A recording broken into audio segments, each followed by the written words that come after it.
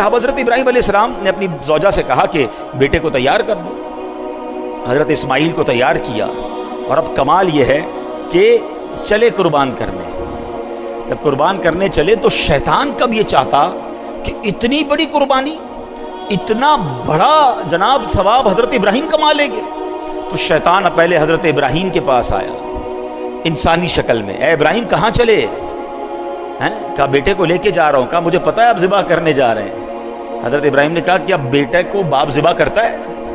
کہا مجھے پتا ہے آپ کو اللہ کا حکم ملا ہے. آپ نے فرمایا پھر اللہ کا حکم ہے تو میں اس پر راضی ہوں. شیطان مردود وہاں سے جا کر حضرت بی بی ہاجرہ کے پاس جاتا ہے. اب ماں کتنا پیار کرتی ہے بچے سے، وہ بھی بچہ وہ جو اتنی دعاؤں کے بعد ملا ہو. آپ کو پتا ہے حضرت اسماعیل کی عمر کتنی تھی اس وقت؟ ایک روایت کے مطابق 7 سال اور ایک روایت کے مطابق 13 سال. کیا عمر ہوتی ہے یہ؟ حضرت ہاجرہ کے پاس جا کر کہتا ہے اے ہاجرہ تمہیں پتا ہے تمہارے شوہر بیٹے کو کہاں لے جا رہے ہیں؟ کہاں لے جا رہے ہیں؟ کہا ذبح کرنے لے جا رہے ہیں. کہا کیا باپ بیٹے کو ذبح کرتا ہے؟ کہا ہاں اس لیے ذبح کر رہے ہیں کہ اللہ کا حکم ہے. بی بی ہاجرہ کہتی ہے اگر میرے رب کا حکم ہے تو پھر ہم راضی ہیں. کیا گھرانہ ہے یہ. اب حضرت اسماعیل کے پاس چلا گیا شیطان، چھوٹی عمر ہے. کہ اے بیٹے تمہیں پتا ہے تمہارے والد کہاں لے جا رہے ہیں؟ کہ کہاں لے جا رہے ہیں؟ میرے والد تو کہیں مجھے کسی سے ملانے لے جا رہے ہیں، تیار کروایا تھا نا. کہ نہیں تمہیں ذبح کرنے لے جا رہے ہیں. کہتے کیا باپ بیٹے کو ذبح کرتا ہے؟ کہاں اس لیے ذبح کر رہے ہیں کہ تمہارے رب کو اللہ کا حکم ہے. حضرت اسماعیل کہتے ہیں رب کا حکم ہے تو پھر میں بھی راضی ہوں. یہ لوگ تھے. ہاں اب کمال یہ ہے کہ اب حضرت ابراہیم علیہ السلام کو جب وہ سامنے آیا نا شیطان، تو فرشتوں نے کہا اس کو کنکر مارے. آپ نے ایک بار کنکر مارے، تھوڑا آگے گئے فرشتے نے کہا پھر کنکر مارے. آپ نے پھر پتھر مارے، پھر آگے گئے پھر کنکر مارے. یہ جو آج حاجی جمرات کی رمی کرتے ہیں، شیطان کو کنکر مارتے ہیں، اللہ نے حضرت ابراہیم خلیل اللہ اپنے خلیل کی وہ ادا ایسے باقی رکھی ہے کہ جب تک شیطان کو کنکر نہیں ماریں گے حاجیوں کا واجب ادا نہیں ہوگا. اللہ اکبر. پتا چلا کہ رب نے اپنے پیارے کی ادا کو کیسے باقی رکھا ہے. اچھا اب جناب کیا ہوا؟ حضرت ابراہیم علیہ السلام نے تو ایک اور کمال یہ کیا کہ اپنے بیٹے سے پھر مشورہ بھی کر لیا. اور یہ جو کانورزیشن ہے، یہ جو بات چیت ہے باپ بیٹے میں، اللہ نے اس کو قرآن میں ذکر کیا ہے. حضرت ابراہیم علیہ السلام اپنے بیٹے سے پوچھتے ہیں یا بنیا انی ارا فی المنام انی اذبحک فانظر ماذا ترى. وہ کہتے ہیں کہ اے میرے بیٹے میں نے خواب دیکھا کہ میں تجھے ذبح کرتا ہوں. اب تو دیکھ تیری کیا رائے ہے. بیٹا تو بتا تیری کیا رائے ہے. پوچھ لیا آپ نے ڈائریکٹ. اب حضرت اسماعیل کا ذرا جواب سنیں. کیسا بیٹا ہے یہ، کیسی تربیت ہے. حضرت اسماعیل کہتے ہیں یا ابت افعل ما تؤمر. اے میرے والد کیجئے جس کا آپ کو حکم ہے. ستجدونی انشاء اللہ من الصابرین. خدا نے چاہا تو قریب ہے آپ مجھے صابر یعنی صبر کرنے والا پائیں گے. اللہ اکبر. اب حضرت اسماعیل نے بڑی انوکھی بات کی حضرت ابراہیم سے. کہتے ہیں بابا جان ایک کام کیجئے گا، ذرا چھری کو تیز کر دیجئے گا تاکہ مجھے ذبح ہوتے ہوئے تکلیف کم ہو. مجھے اچھی طرح رسیوں سے باندھ دیجئے گا تاکہ میں زیادہ ہلوں تو میرے خون کے چھینٹے کہیں آپ کے کپڑوں پر نہ پڑ جائیں. اے بابا جان مجھے سیدھا نہیں، مجھے الٹا چہرے کے بر لٹا دیجئے گا، پیشانی کے بل لٹائیے گا کیونکہ میرا چہرہ آپ کو دیکھنا نہ پڑے. اور جب مجھے ذبح کر لیں تو میرا یہ جو لباس ہے نا یہ میری ماں بی بی ہاجرہ کو دے دیجئے گا تاکہ ان کو کچھ تسلی ہو جائے. آپ سوچ سکتے ہیں یہ باپ بیٹے کی کانورسیشن، یہ کیسی قربانی تھی. اور ایسے ہی ہوا. حضرت ابراہیم علیہ السلام نے اپنے بیٹے کو رسیوں سے باندھ دیا، چھری کو تیز بھی کر لیا، پیشانی کے بل بھی لٹا دیا. اور سبحان اللہ اپنے حکم، آپ کے لیے جو حکم تھا، آپ کا جو کام تھا، جو بندگی تھی آپ نے کر دی. وہ تو کر چکے جو کرنی بشر کی ہے. آپ نے چھری کو پھرا دیا. مگر سبحان اللہ میرا رب چاہے تو چھری بھی کام نہ کرے نا. چھری نے کاٹا نہیں. یہاں یہ بات بھی سمجھنی ہے. حضرت ابراہیم ہی کے 2 واقعات ہیں جو پھر ہمیں توکل سکھاتے ہیں. آپ وہ واقعہ پھر کبھی ڈسکس کریں گے، لیکن ماشاءاللہ آپ نے سنا ہوگا، ہم نے پہلے بھی یہاں بیان کیا ہے کہ حضرت ابراہیم علیہ السلام کو نمرود نے ایک آگ لگائی تھی جس میں ڈالا گیا تھا. آگ کا کام کیا ہے بتاؤ نا؟ جلانا ہے نا. آگ نے جلایا نہیں نا. کیا ہوا؟ اتنی بڑی آگ تھی، آپ کو تھرو کر دیا گیا آگ میں. اور 1-2 منٹ نہیں، آپ ایک روایت کے مطابق 7 دن اور ایک روایت کے مطابق 40 دن اس آگ میں رہے، مگر آپ کا بال بھی بیکا نہیں ہوا۔ تو پتہ کیا چلا کہ آگ کا کام جلانا ہے، مگر رب چاہے تو آگ نہیں جلائے گی۔ چھری کا کام کاٹنا ہے، مگر میرا رب چاہے تو پھرا دے کوئی چھری، مگر چھری نے کاٹنا نہیں ہے۔ تو پتہ یہ چلا کہ اگر آج بھی، اب یہ ہمارے لیے پھر پیغام ہے، ہم بہت ساری چیزیں کیلکولیٹر سے چل رہے ہوتے ہیں، بہت ساری چیزیں کیلکولیشن سے چل رہے ہوتے ہیں کہ یار یہ ہوگا تو پھر یہ ہو جائے گا، یوں کروں گا تو یہ ہو جائے گا، اتنی بڑی مشکل میں ہوں، یار کیلکولیشن بتاتی ہے یہ مشکل نہیں ختم ہوگی، میں یہ قرضے سے نہیں نکل سکوں گا، میں اس پرابلم سے نہیں نکل سکوں گا، ڈاکٹر کہتے ہیں بیماری ایسی ہے کہ بندہ نہیں بچے گا، ہم مایوس ہو جاتے ہیں، ہم اللہ کی رحمت سے مایوس ہو جاتے ہیں۔ ارے میری ایک بات تو سمجھ لو، مشکل کتنی ہی بڑی کیوں نہ ہو، میرے اور آپ کے لیے بڑی ہے، میرے رب کے لیے بڑی نہیں ہے۔ ان اللہ علی کل شیء قدیر، وہ چاہے تو آگ کو باغ بنا سکتا ہے، وہ چاہے تو چھری گلے پہ پھرا دی جائے کاٹتی نہیں ہے۔ ارے میرا رب چاہے تو اندھیرے کنویں سے نکال کر حضرت یوسف کو مصر کا بادشاہ بنا سکتا ہے۔ ختم ہو گئی تھی نا لائف، بھائیوں نے باندھ کر کنویں میں ڈال دیا تھا، اب اور کیا بچتا ہے؟ مگر اللہ نے صرف کنویں سے نہیں نکالا، مصر کا بادشاہ بنایا۔ حضرت میرا رب چاہے دریائے نیل حضرت موسیٰ اور ان کے ساتھیوں کے لیے راستے نکالتا ہے، اور اسی دریائے نیل میں پیچھے آنے والے فرعونیوں کو غرق بھی کر دیتا ہے۔ تو اللہ پر بھروسہ رکھو نا، ہم کیوں بھروسہ توڑ دیتے ہیں؟ ہم کیوں مایوس ہو جاتے ہیں؟ لوگ خودکشی کی باتیں کرنے لگ جاتے ہیں، لوگ ڈپریشن کی طرف چلے جاتے ہیں کہ نہیں ہو سکتا۔ ارے حضرت آپ کو نہیں پتا پرابلم بہت بڑا ہے، یقیناً تمہارا پرابلم کتنا ہی بڑا کیوں نہ ہو، میرے رب کی قدرت اس سے بڑی ہے، میرے رب کی نگاہ رحمت پڑنی ہے، تمہارے مسائل حل ہو سکتے ہیں، بس اصل بھروسہ چاہیے۔ علامہ اقبال شاعر مشرق نے کہا نا کہ اگر آج بھی ہو ابراہیم سا ایمان پیدا، there is only one condition، ایمان وہ والا چاہیے۔ اگر آج بھی ہو ابراہیم سا ایمان پیدا، آگ کر سکتی ہے انداز گلستان پیدا۔ اب کیا ہوا؟ چھری پھرا دی، چھری نے کاٹا نہیں، اور اب اللہ نے حکم دیا حضرت جبریل امین کو، اے جبریل جاؤ اور جنتی مینڈھا لے کر جاؤ۔ اور حضرت جبریل جنت سے مینڈھا لے کر آئے، اور جب لے کر آئے نا تو حضرت جبریل کی آواز کیا تھی؟ اللہ اکبر اللہ اکبر۔ حضرت ابراہیم اپنے بیٹے کے اوپر جھکے ہوئے ہیں، چھری ہاتھ میں ہے، آسمان کی طرف نظر کی تو دیکھا کہ جبریل آسمان سے آ رہے ہیں۔ آپ سمجھ گئے کہ میرے امتحان کا وقت ختم ہو گیا۔ آپ نے کیا کہا؟ لا الہ الا اللہ واللہ اکبر۔ حضرت اسماعیل جو نیچے لیٹے ہوئے تھے وہ بھی سمجھ گئے، جب تکبیر کی آوازیں سنی تو سمجھ گئے کہ امتحان پورا ہو گیا۔ کہتے ہیں اللہ اکبر وللہ الحمد۔ یہ جو عید کے دن تسبیح پڑھتے ہیں نا، اس کا ذرا سینیریو سمجھیے، اس کا پس منظر اور بیک گراؤنڈ سمجھیے، یہ کتنی مبارک تسبیح ہے کہ اس کے شروع کے الفاظ حضرت جبریل کی زبان سے نکلے ہیں، اس کے درمیان کے الفاظ حضرت ابراہیم کی آواز میں نکلے ہیں، اور آخری الفاظ حضرت اسماعیل کی زبان سے نکلے ہیں۔ ہم تو تسبیح نارملی پڑھ لیتے ہیں، مگر اس سینیریو کو، اس قربانی کو، اس عظیم واقعے کو تو یاد کیا کرو۔ بلکہ میرے پیارے اسلامی بھائیوں، اس بیان کو، اس واقعے کو اپنے بچوں کو سنائیں۔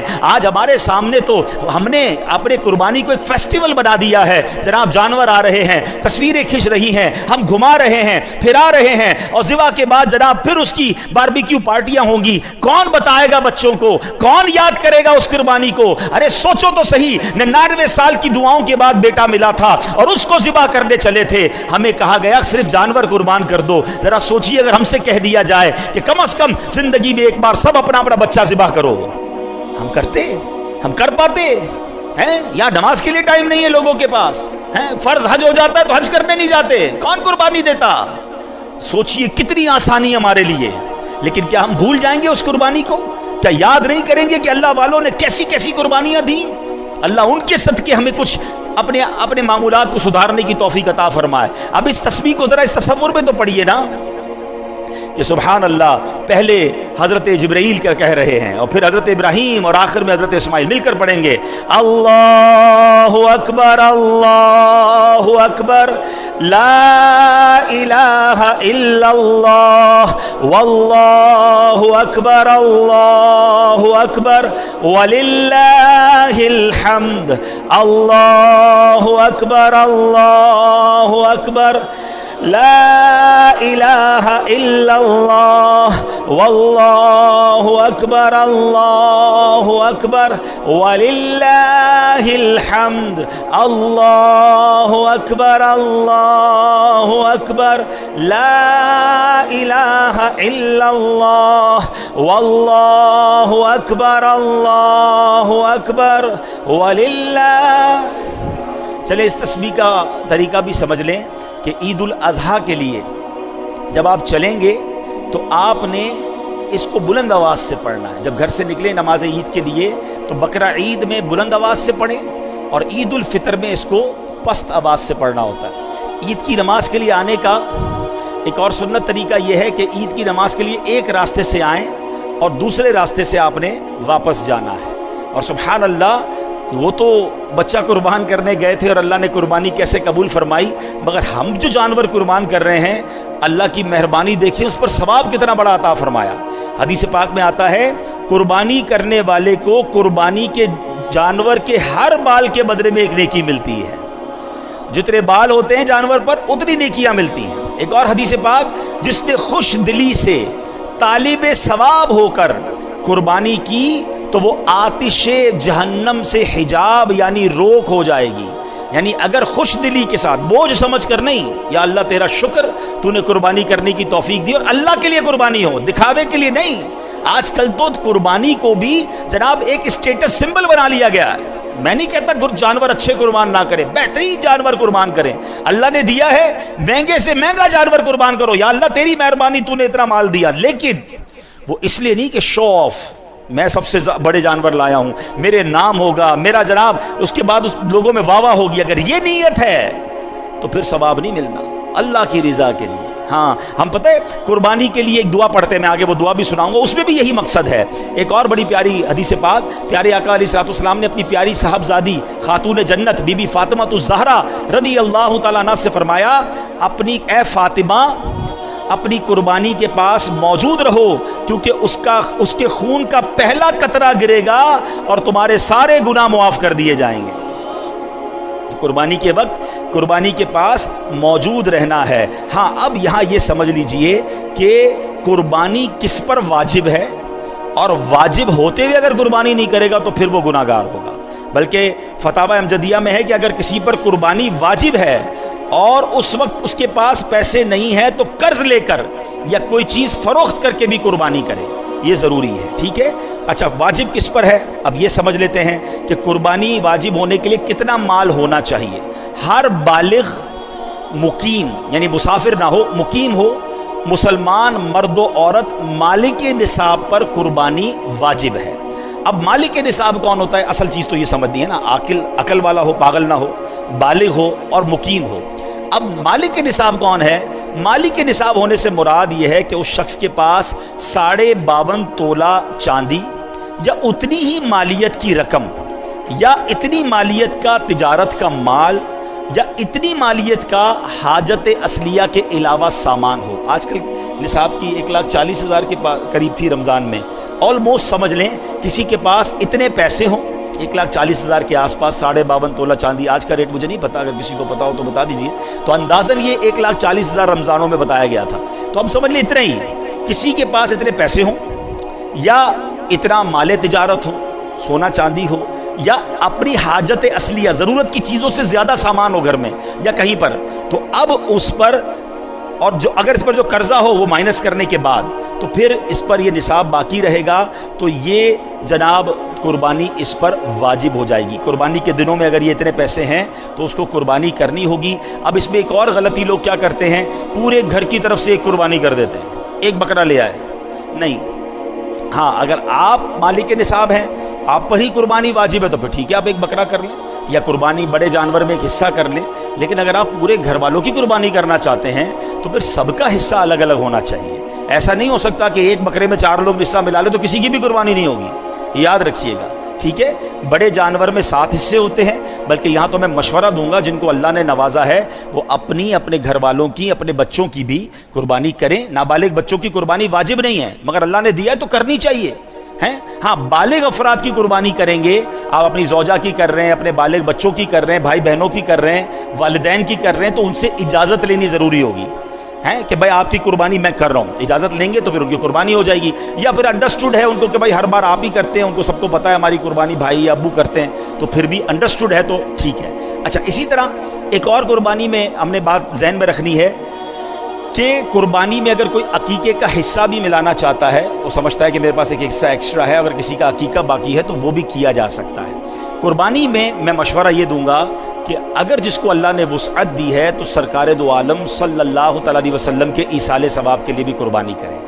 آپ کو پتہ ہے منی میں ہمارے آقا مدینے والے مصطفیٰ صلی اللہ علیہ وسلم جب حج فرمایا تھا تو اپنی امت کی طرف سے قربانی کی تھی. ہمارے آقا ہمیں نہیں بھولے، تو ہمیں بھی اللہ کرے کہ آپ کے پاس وسعت ہو تو اپنے جانور کا، جو اپنے گھروں میں جتنے جانور آئیں، جو سب سے بہترین جانور ہے، سب سے زبردست، وہ میرے آقا کے نام پر قربان کریں. کروں تیرے نام پہ جاں فدا، نہ بس ایک جاں دو جہاں فدا، دو جہاں سے بھی نہیں جی بھرا، کروں کیا کروڑوں جہاں نہیں. ہمارا جو کچھ ہے اللہ کی عطا سے ہمیں ملا ہے، نبی پاک کا صدقہ ملا ہے، تو ان کے نام پر. اچھا، پھر آپ اپنے مرحوم والدین کے لیے، دادا دادی کے لیے، جس کا حصہ ملانا چاہتے ہیں، غوث پاک کے مرید ہیں تو غوث پاک کے نام پر کریں. جس کو اللہ نے جتنی وسعت دی ہے تو یہ حصے بھی اس میں ڈالنے چاہیے. اس میں بھی انشاءاللہ آپ کو برکت ملے گی اور یہ ثواب ملے گا. اچھا، اب قربانی کی جو دعا ہے یہ بڑی کمال کی دعا ہے، اور اس دعا میں بھی بڑا زبردست میسج ہے. اللہ کرے کہ ہم یہ دعا کر لیں. ایک دو غلطیاں لوگ کرتے ہیں قربانی کے وقت، وہ بھی سن لیں. چھری کو پہلے سے تیز کر لیں، جانور کو لٹا کر اب چھری تیز ہو رہی ہوتی ہے، اس سے جانور کو تکلیف ہوتی ہے. جانور کو بھی، قربانی کے جانور کو بھی تکلیف نہیں دینی چاہیے. لوگ پہلے جانور گرا دیتے ہیں اور پھر گھسیٹ کر قبلہ رخ کرتے ہیں، یہ بھی اسے تکلیف دینا ہے. بلکہ اس کو پہلے سے ہی قبلہ رخ معلوم کر کے اسی رخ پہ گرایا جائے تاکہ اب اس کو گھسیٹا نہ جائے. اچھا، اب جناب جو دعا ہے، کیا خوبصورت دعا ہے. انی وجہت وجہی للذی فطر السماوات والارض حنیفا وما انا من المشرکین ان صلاتی ونسکی ومحیای ومماتی للہ رب العالمین. میری فیوریٹ دعاؤں میں سے یہ دعا ہے. جو الفاظ ہے نا قرآن کے، آئے اللہ کرے میں اور آپ اس کے مصداق بن جائیں، ایسے ہی بن جائیں. کیا معنی ہے؟ ان صلاتی، بے شک میری نماز، و نسکی، کیا فرمایا کہ میری نماز، اور پھر فرمایا میری قربانیاں، و محیایا و مماتی، میری زندگی اور میری موت، للہ رب العالمین، سب اللہ کے لیے. اللہ کرے ہماری قربانیاں بھی اللہ کے لیے، ہماری نمازیں بھی اللہ کے لیے، ہماری زندگی بھی اللہ کے لیے، ہماری موت بھی اللہ کے لیے. پرابلم یہ کہ قربانی کرتے ہیں مگر اللہ کے لیے نہیں ہو رہی ہوتی، اس میں نیتیں اور شامل ہو جاتی ہیں. نہیں، دکھاوا نہیں، لوگوں کی واہ واہ نہیں، مجھے اللہ کو راضی کرنا ہے. اور یہ قربانی کرتے وقت یہ دعا بھی پڑھیں اور دل میں یہ کیفیت بھی پیدا کرے کہ اللہ اپنی مہربانی سے میری قربانی جو ہے وہ قبول فرما لے. تو بہرحال جانوروں پر رحم کیجئے گا، اس کو تماشا نہ بنائیں. اس کو، جس کو کہتے ہیں نا کہ جانور کو تکلیف پہنچا رہے ہوتے ہیں، یہ بالکل نہیں کرنا چاہیے. سرکار دو عالم علیہ الصلوۃ والسلام نے ایک شخص کو دیکھا کہ وہ بکری کی گردن پر پاؤں رکھ کر چھری تیز کر رہا ہے اور بکری اس کی طرف دیکھ رہی ہے. تو نبی پاک علیہ الصلوۃ والسلام نے فرمایا، کیا تم پہلے ایسا نہیں کر سکتے تھے؟ کیا تم اسے کئی موتیں مارنا چاہتے ہو؟ اسے لٹانے سے پہلے اپنی چھری تیز کیوں نہ کر لی؟ یعنی اس قدر نبی پاک علیہ الصلوۃ والسلام جانوروں کے حقوق بھی بیان کر رہے ہیں. اچھا، بعض اوقات یہ جو قصاب بھائی ہوتے ہیں یہ غلطی کیا کرتے ہیں کہ جانور کو ذبح کیا، ابھی وہ تڑپ رہا ہے اور اس کی کھال اتارنا شروع کر دیتے ہیں. بالکل ان کو ہاتھ نہ لگانے دیں، کہ پہلے اس کی روح پوری نکلنے دیں، اس کو ٹھنڈا ہو لینے دیں، پھر کسی طرح کا بھی کوئی کام شروع کریں. ان کو جلدی ہوتی ہے، یہ سخت اذیت دینا ہے کہ ابھی تو وہ ذبح ہوا ہے، اس کو ٹھنڈا ہو لینے دیں. جب بالکل آپ کو لگے کہ اس کی روح نکل گئی ہے، وہ ٹھنڈا ہو گیا ہے، اب اس کو جناب اس کا جو بھی گوشت وغیرہ یا کھال وغیرہ پر کام کرنا ہے وہ کریں. تو یہ بھی آپ نے قصاب سے یہ معاملہ کرنا ہے. آخری بات کہہ دوں، جو ایک بڑی غلطی لوگ کرتے ہیں کہ جب جانور کو ذبح کرتے ہیں، یاد رکھیے جانور کو ذبح کرتے وقت جو بھی ذبح کرے گا اسے بلند آواز سے بسم اللہ اللہ اکبر پڑھنا ہے. جان بوجھ کر نہیں پڑھے گا تو وہ جانور ذبح ہی نہیں ہوگا، حلال ہی نہیں ہوگا. ٹھیک ہے؟ اب اس میں غلطی کیا ہو رہی ہے کہ لوگ کہتے ہیں ذرا ہم بھی چھری گھمائیں گے. اچھا، ہم ہوتے اناڑی ہیں، ہمیں ویسی چھری گھمانا آتی نہیں ہے. تو اگر آپ نے چھری، آپ نے بھی ہاتھ لگایا ہوا ہے یا آپ بھی ساتھ ذبح کر رہے ہیں، 2 افراد یا 3 افراد، تو سب مل کر پھر بلند آواز سے بسم اللہ اللہ اکبر کہیں گے. ایک نے کہا اور ایک نے نہیں کہا تو یہ درست نہیں ہے. جتنے لوگ ذبح میں شامل ہیں, جو ذبح کرنے میں شامل ہیں, ان سب نے تکبیر بلند آواز سے پڑھنی ہے. اچھا, اب بدقسمتی سے کراچی میں ایک بڑا مسئلہ ہے کہ کئی لوگوں کے منہ میں پان گٹکا ہوتا ہے, اور یہ قصاب بھائی بھی بعض اوقات کھا رہے ہوتے ہیں, تو پہلے چیک کر لیں بھائی کہ اگر ان کے منہ میں پان گٹکا ہے تو ان کی تو آواز ہی نہیں نکلے گی, اور ہم لاکھوں روپے کا جانور لے کر آئیں اور وہ ذبح صحیح ہوا کہ نہیں ہوا, تو پانی وانی پلا دیں, پہلے ان کو چائے پلا دیں تاکہ منہ ان کا صاف ہو جائے, اور ان کو بھی بار بار کہیں کہ آپ نے ذبح کے وقت بلند آواز سے تکبیر پڑھنی ہے, اور اگر آپ ساتھ ذبح کر رہے ہیں تو آپ بھی تکبیر پڑھیں. اللہ کریم سے میں دعا کرتا ہوں رب کریم سب کی قربانیوں کو اپنی بارگاہ میں قبول فرمائے. آخر میں عرض یہ ہے, قربانی ضرور کیجئے, اللہ کے لیے کیجئے, مگر اپنی قربانی کی کھالیں, دعوت اسلامی کو دیں. دعوت اسلامی جو دنیا بھر میں دین متین کی خدمت کر رہی ہے, لاکھوں لاکھ حافظ اور علماء بنا رہی ہے, تو اس بار اپنی قربانی کی کھالیں, دعوت اسلامی کو دیں. آپ کی مسجد کے باہر بھی امید ہے اسٹال لگے گا, اور آپ اپنے یہاں کے ذمہ داران سے فون نمبر بھی لے سکتے ہیں. آپ کو انشاءاللہ کال کریں گے تو کال پر بھی انشاءاللہ ہمارے اسلامی بھائی آ کر آپ کو کھالے اٹھا لیں گے. بہتر تو یہ ہے کہ آپ اپنی گاڑی میں شاپر میں کھال وغیرہ رکھ کے خود ہی یہاں مسجد کے اسٹال تک پہنچا دیں. ایک آخری بات اور کر لیتا ہوں کہ دیکھیں, لاکھوں روپے کی قربانی کرتے ہیں تو چند 100 روپے خرچ کر کے, 1-2 ہزار روپے خرچ کر کے اس کی صفائی بھی کروا لیں. ہیں, لاکھوں روپے کا جانور ذبح کیا, روڈ پہ اپنا گوشت اندر لے گئے, سارا خون اور ساری جو علائشیں گندگی ہیں وہ لوگ روڈ پہ چھوڑ جاتے ہیں, اور جناب اس سے بیکٹیریا پھیلتے ہیں, اس سے جراثیم پھیلتے ہیں, اس سے تعفن ہوتا ہے. اتنی خوبصورت سنت ابراہیمی ہے, مگر 1-2 دن بعد گلیوں سے بدبو آ رہی ہوتی ہے. تو کتنی عجیب بات ہے, جب آپ لاکھوں روپے جانور پر اور ہزاروں روپے کسائی کو دے سکتے ہیں, تو بھائی صفائی کرنے والے کو بھی 1000 روپے دے دیں کہ بھائی یہ پوری روڈ یا پورا علاقہ اچھے طریقے سے صاف کر دو. یہ میرا وطن ہے, یہ آپ کا وطن ہے, یہ سڑکیں بھی ہماری ہیں, یہ محلے بھی ہمارے ہیں. تو پلیز ایسا نہ کریں. اس بار اپنی قربانی ضرور کیجئے, چونکہ یہ بیان میرا لائیو جا رہا ہے, تو جہاں جہاں پاکستان میں آپ قربانی یا دنیا میں کریں, جانور ذبح کرنے کے بعد اس کی بقیہ علائشوں کی صفائی کی ذمہ داری بھی ہماری ہے. ہم حکومت کو برا بھلا کہتے ہیں, جناب ان کی گاڑیاں نہیں آئیں, وہ کیا کریں گے, کتنی جگہوں پر جائیں گے. ہم خود اپنا خیال رکھیں نا, اپنا گھر صاف کر لیا, روڈ خراب کر دی, تو روڈ کو بھی صاف کریں, تو انشاءاللہ اس کا بھی اجر ملے گا. اللہ پاک عمل کرنے کی توفیق عطا فرمائے انشاءاللہ. جی, آج جو ہم نے نصاب کی بات کی تو 1,47,000 روپے یہ نصاب کی اماؤنٹ ہے آج کے حساب سے. تو 147 کی اماؤنٹ کسی کے پاس ہے, یا حاجت اصلیہ سے زیادہ سامان ہے, یا مال تجارت ہے, یا کیش ہے, یا سونا چاندی ہے, تو اس پر قربانی واجب ہے, اس کو قربانی کرنی چاہیے. صلو علی الحبیب صلی اللہ